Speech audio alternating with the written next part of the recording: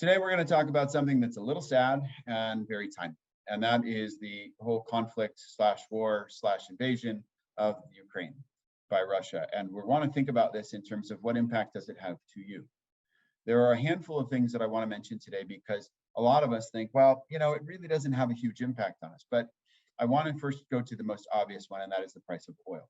Oil has gone up significantly since the start of the conflict and is likely to continue to go up as the European Union and other countries try to come off of Russian dependency on gas, natural gas, and oil. All of these things being a direct implication on transportation costs, shipping costs, anything that you use that has petroleum products in it, whether you're manufacturing or buying or purchasing, this will impact 100% of us in our daily lives. The other things that will impact 100% of us in our daily lives are things like the price of wheat. So wheat is not just used as in bread products, like the obvious kinds of things, but it's also in tortillas, as well as it's shipped. Most of the wheat coming out of the Ukraine is actually shipped to the Middle East. So we have to think about this not in terms of first order consequences. So the price of wheat went up, what's going to happen? Well, we don't import any wheat from the Ukraine, so it doesn't hurt us. But it might, because Egypt imports about 87% of its wheat from the Ukraine.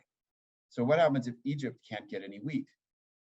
Do we have issues in Egypt as a result of issues in the Ukraine? Do we have famine? Do we have starvation? Do we have other issues, economic things? Is the price of wheat then going to go up, and then we're going to have the price of other commodities go up with it? The answer is probably yes. We truly cannot see all of the ramifications that happen in a war like this until we actually experience them. It's very hard to predict. So the best thing that you can do is try to look at them and think 2, 3, 4 steps down the line, not just one step down the line. Another great example of this is the gas neon that's used inside of semiconductors. The majority of that comes out of Russia and the Ukraine. What if China can't get it? Are we going to have supply chain issues? Yes. What does that mean for the automakers? Well, it's really bad for the automakers because they're waiting on chips. They literally have cars, trucks, etc., sitting in their lots, just waiting for that last little chip to go in before they can ship them to dealerships who've completely run out of cars. And all of a sudden, we're in a situation where used cars in the United States are up 30, 40% year over year. That's never happened in my lifetime. I can't ever think of it ever happening in the past. These are random things that are happening as a result of COVID and the lockdowns, and now exacerbated by the war. So you want to think through all of these changes. I think there are some other big, giant geopolitical changes that we also need to be made aware of.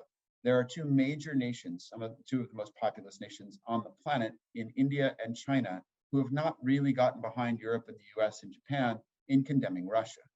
What does that mean? That means that we could be seeing a new geopolitical alignment where people like Russia, China, India, the greater Asian continent sort of sticks together against a Europe, against the United States, against a Canada. I don't know how this all plays out, but we really need to be watching the war and the news very closely, because the likelihood that this could end up poorly is very high. And it could end up poorly, not just geopolitically, it could end up poorly economically.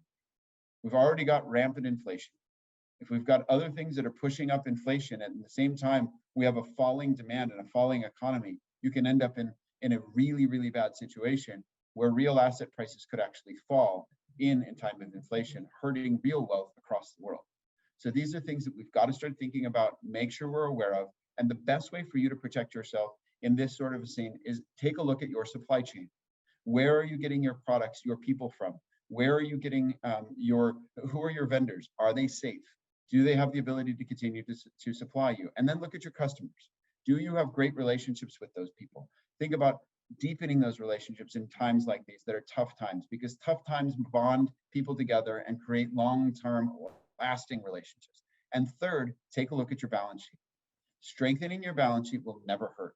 And so actually going out and building assets, strengthening the balance sheet, strengthening profitability is going to give you the opportunity to weather the upcoming storm, because I'm not sure what it's going to be. Like I said, I'm not smart enough to look forward 3, 4 consequences. What I do know for sure is it's going to be worse than people are predicting, and we've got to be prepared for it.